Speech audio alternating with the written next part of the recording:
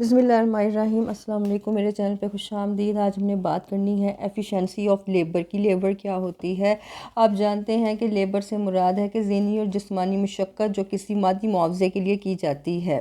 آپ یہ labour means all human efforts of body or mind which are undertaken for material reward. اچھا جی، اب آپ کی بات کرتے ہیں کہ محنت کی استادہ کار کے اوپر کون سے فیکٹرز ہیں جو اثر انداز ہوتے ہیں۔ دیکھیں، محنت کی استادہ کار مزدور کے کام کرنے کی صلاحیت قابلیت پہ منحصر ہوتی ہے۔ جو مزدور زیادہ محنتی ہو، ذمہ دار ہو، کام کرنے والا ہو، نفاست سے بھی کام کرے، خام مال کو کم ضائع کرے، تو اس کی کارکردگی سست کاہل مزدور سے زیادہ اچھی ہوتی ہے۔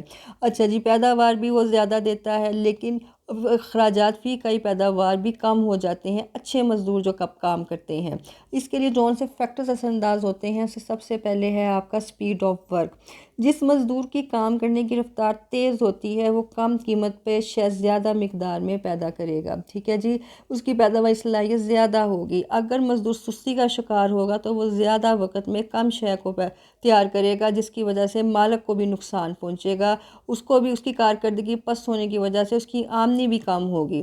اچھا جی، کوالٹی آف را مٹیریل، جتنا اچھا خام مال ہوتا ہے لیبر اتنی ہی اچھی دلجمی سے کام کرتی ہے۔ اگر گھٹیا خام مال ہو تو مزدور کی کارکردگی خراب ہونے کے ساتھ ساتھ اخراجات میں بھی اضافہ ہوتا ہے اور صارفین کو اشیاء بھی مہنگے داموں ملتی ہے۔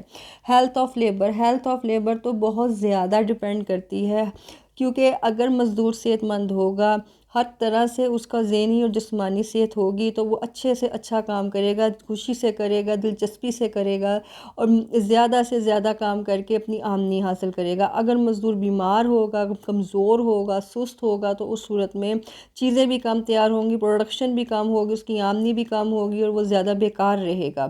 اچھا جی، ٹیکنیکل ایجوکیشن ٹریننگ کسی بھی ملک کی ترقی کے لیے بہت زیادہ ضروری ہے کہ مزدوروں کی اچھی تعلیم و تربیت کی جائے، انہیں سیل سے پہلے ٹریننگ دی جائے۔ ٹریننگ دینے کا فائدہ یہ ہوتا ہے کہ خام مال بھی کم ضائع ہوتا ہے، مزدور جو بہترین طریقے سے کام کرتے ہیں، لیکن جو کارخانے مزدوروں کو ٹریننگ نہیں دیتے ہیں، ان سے ویسے ہی کام لے رہے ہوتے ہیں، تو اس پہ اچھی چیز بھی نہیں بنتی، تو ہر چیز دوسرے سے فرق ہوتی ہے، ان کی صلاحیتیں بھی کم ہوتی ہیں اور ان کی آمدنیاں بھی کم رہ جاتی ہیں۔ مورل ویلیوز، کسی بھی معاشرے کی ڈیولپمنٹ کے لیے لیبر جتنی ضروری ہے وہاں پہ مورل ویلیوز اتنی ہی زیادہ امپورٹنٹ ہے۔ دیکھیں، اگر دیانتداری، نیک نیتی، جان فشانی سے مزدور کی استادہ کار کو کئی گنا بڑھاتی ہے، کیونکہ آجر اس پہ اعتماد کرتا ہے، اسے خوشی ہوتی ہے، مالک جو ہے وہ خوش ہو کے اسے زیادہ بھی آمدنی دے دیتا ہے۔ لیکن جو مزدور چور ہوں، بے ایمان ہوں، جھوٹے ہوں، مال کو ضائع کرنے والے ہوں، تو پیداوار بڑھانے کی استادہ کار صفر ہو جاتی ہے۔ اس سے نقصان بھی ہوتا ہے بہت زیادہ، کیونکہ بعض کا ایسے لوگوں کی وجہ سے اچھے خاصے لوگ بھی اب شرمندگی کا باعث بن رہے ہوتے ہیں۔